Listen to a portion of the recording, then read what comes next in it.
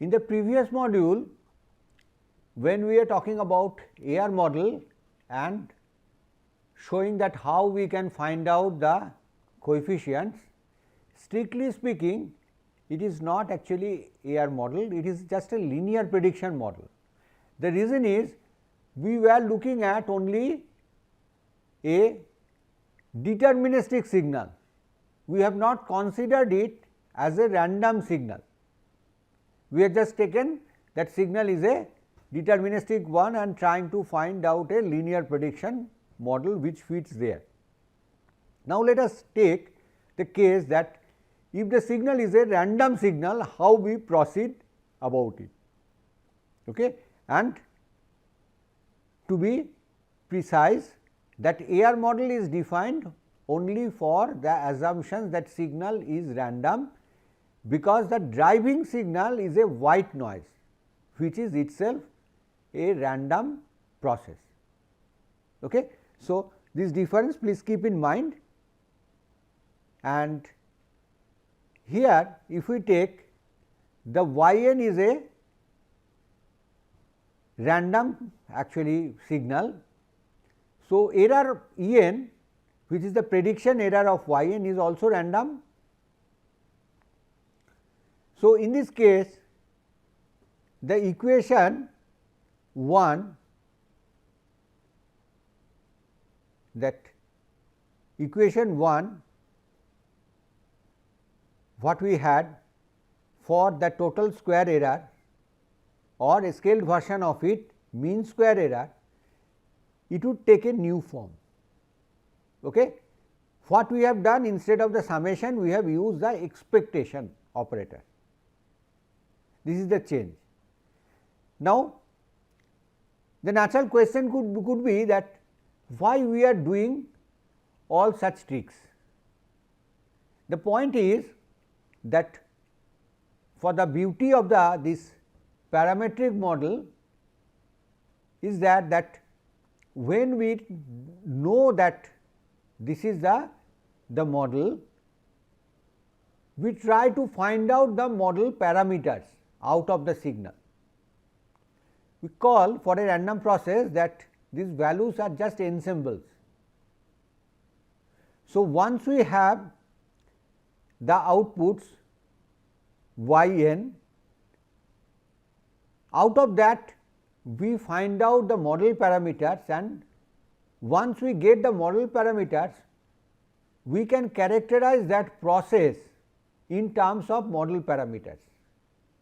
We do not have much need of those exact values of yn which are so important in non-parametric methods. Once we get those model parameter or the model itself, we can say that we can forget about the signal. We know signal is nothing but it is an output at a point of time, it came out of this model.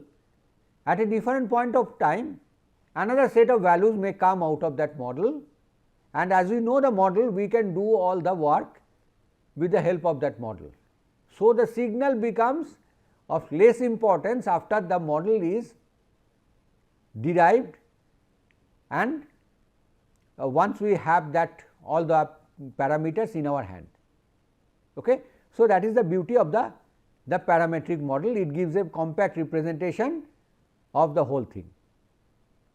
Now, here let us come back that we have the new definition of the mean square error. Using that, again we go in our known way of finding out the minimum error. So, using that minimum error criteria, that means taking the partial derivative with respect to a case and equating that partial derivative to 0, we get a set of normal equations, that is consisting of a case and expectation of that second order terms of y, primarily of the form y n minus k, y n minus I in this form.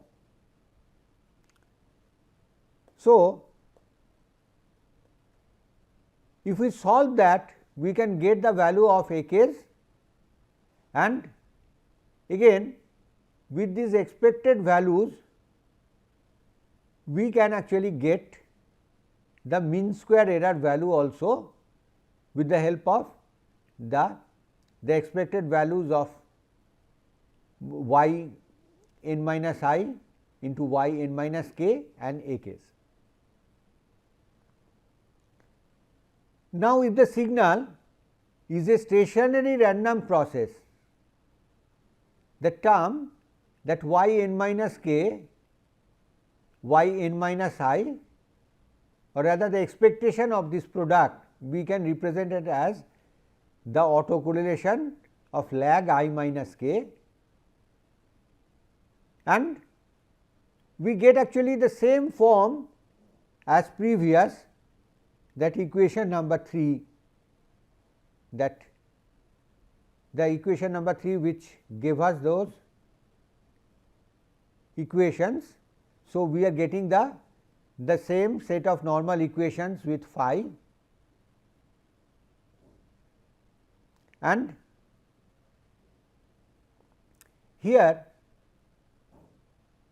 we get a particular characteristics that this matrix is something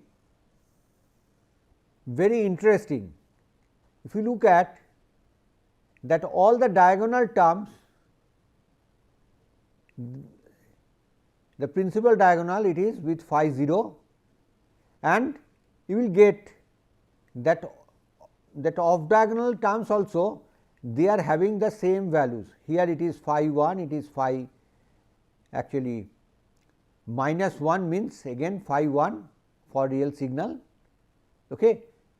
So, it has not only the symmetry, all the diagonal terms they are actually having the same values.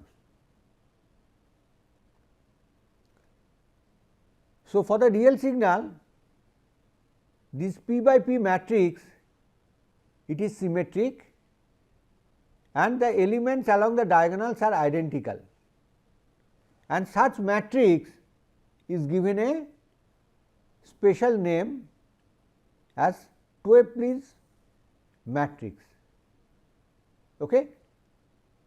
So, this Swayam matrix, this is something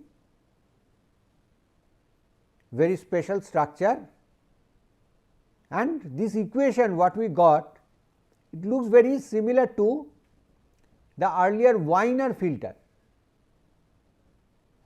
That Wiener filter also implemented using a tap delay filter. Here also we have the same structure and same equation. However, there are certain small differences are there. In this case, that the ACF what is used in the left hand side was the ACF of the input in case of the Wiener filter, whereas in this case it is the ACF of the output of the prediction filter.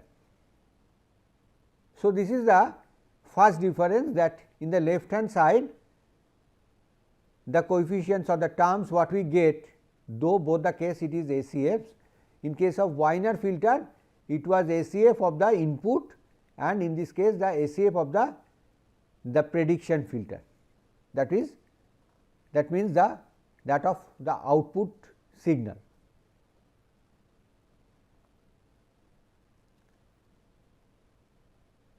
The filter vector on the left hand side contains all the filter parameters in both the case. So, what we try to derive the filter parameters in both the case, they are in the left hand side. Next we look at the right hand side, and for the right hand side what we get, that we have the cross correlation between the input and the desired response in case of Wiener filter, whereas for the air model we have again the ACF of the output of the prediction filter. that means that of y. Okay. So, that is the primary difference, though they look similar, because in the left hand side we have autocorrelation and we have all the parameters, they are not exactly the same.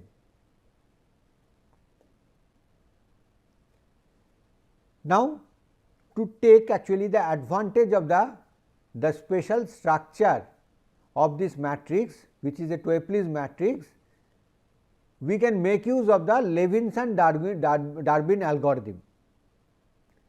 It is an iterative technique which has different benefits. The first benefit is it helps to reduce the complexity.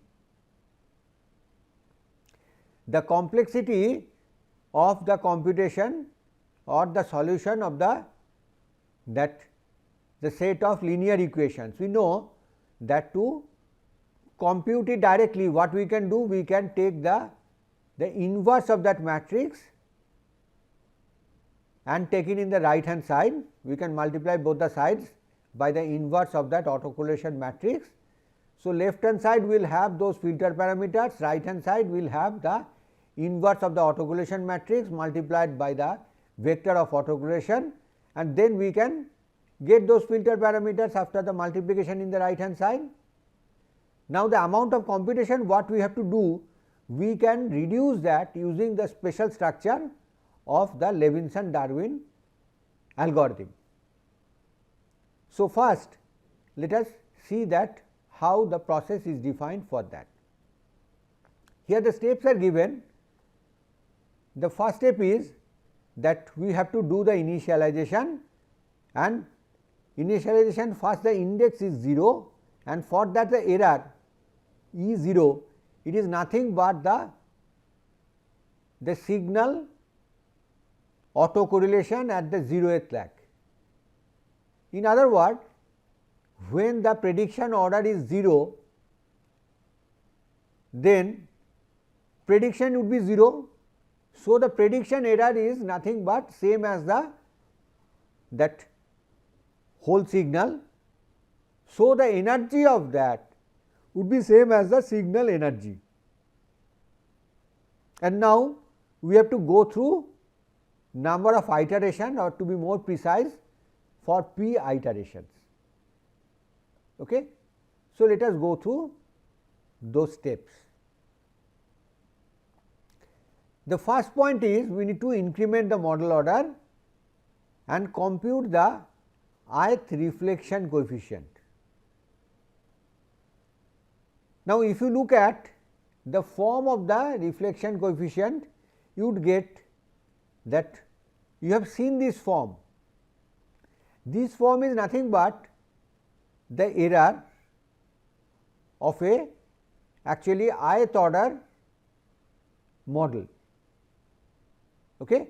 That the ith order model, what would be the prediction error? We are actually using that, and then it is scaled by the previous, the error at the previous model order, that is eta I minus 1. Okay. So, it is a ratio of the two errors we can say. So, this is the reflection coefficient, and after we compute the reflection coefficients, that we have to go for that the next step. For that actually we need to make use of that computation of that a I minus 1 comma j, which suggests that jth model coefficient at the iteration I minus 1. That means, to the previous level, what was the coefficients of the AI prediction coefficients, we make use of that and find out that what is the error, and then we get the the model, that reflection coefficient. Now, we will update actually all the that prediction coefficients, the new one AII, that up to that the previous one it was I value was I minus 1. So, that AI comma I is new, which is appearing first time, that is taken as same as the reflection coefficient, and the other coefficients which were there earlier, they are updated. Those values represented as AI comma j for j is in between 1 to I minus 1. We take what was the previous value in the last iteration into that reflection coefficient into that, we get a reverse, actually a flip kind of thing of the coefficients in the previous iteration, okay, a flip version of it. So, this is the way the updation happens, and we can compute the error vector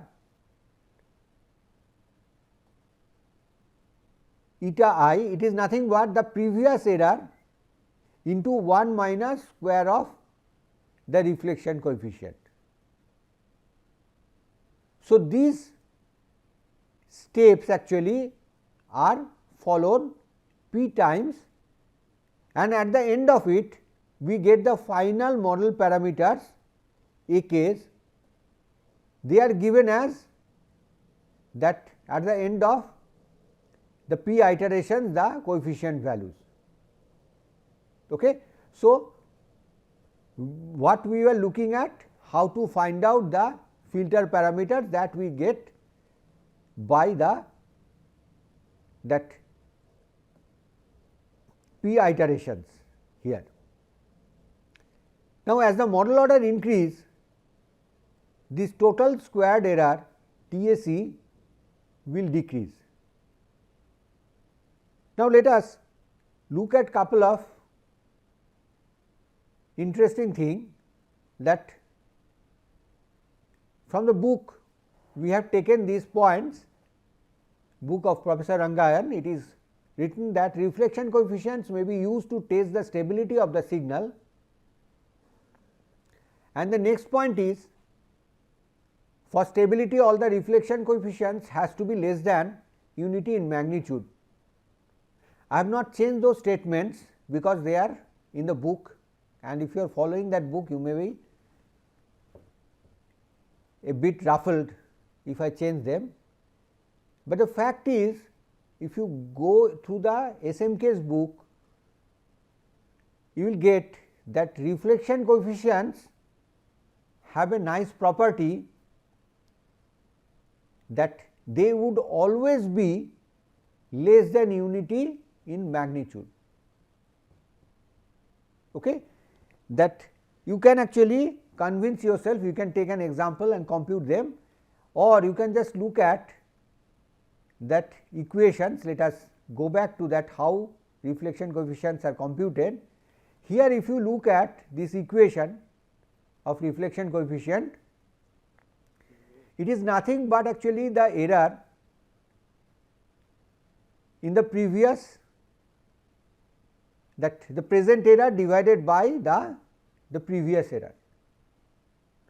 So, as it is, we know we increase the model order, this error decreases, this value cannot be more than 1. It is by design, it would be less than 1.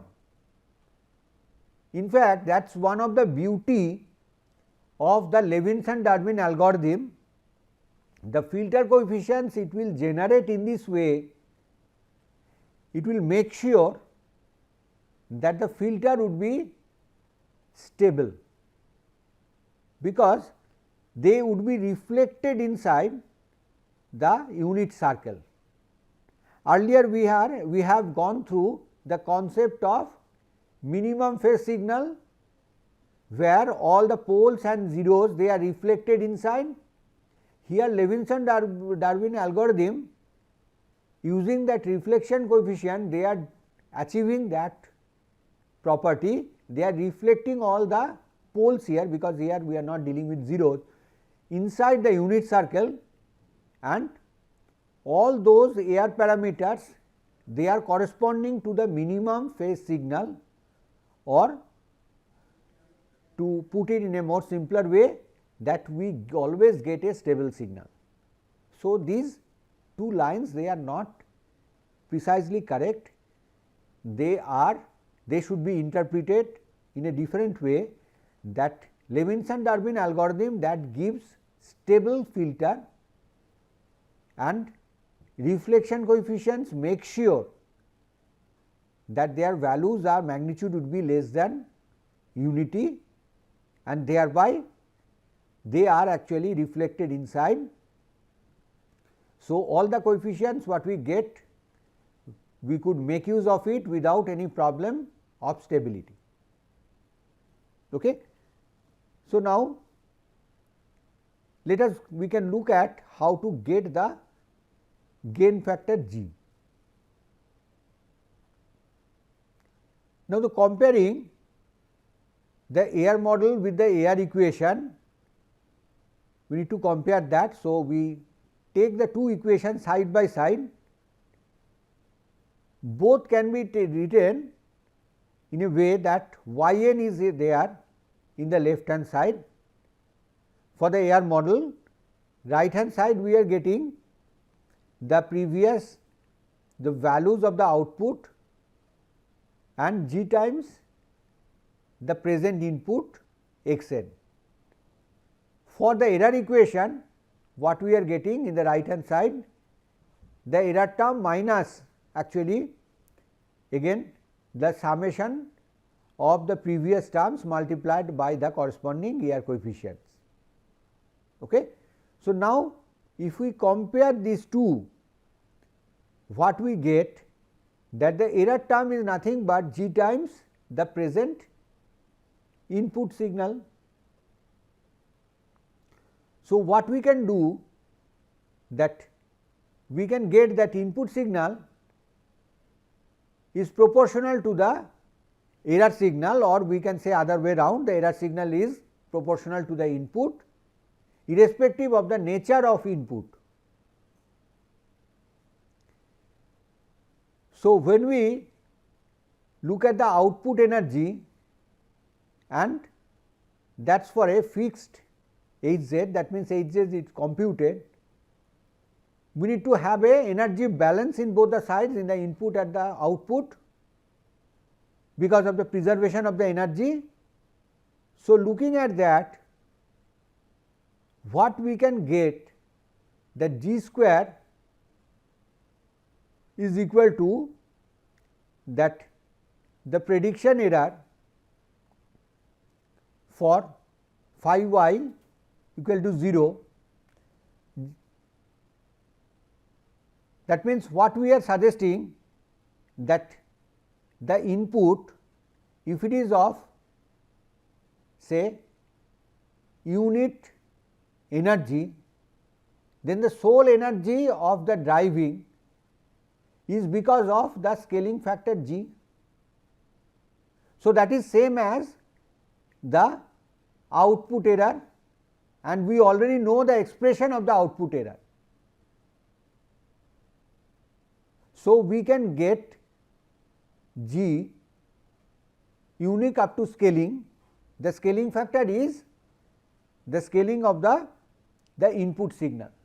So, the simplest thing we can do, we can assume that driving signal energy is 1, and for that what is the value of the G we can get from the energy of that error of prediction.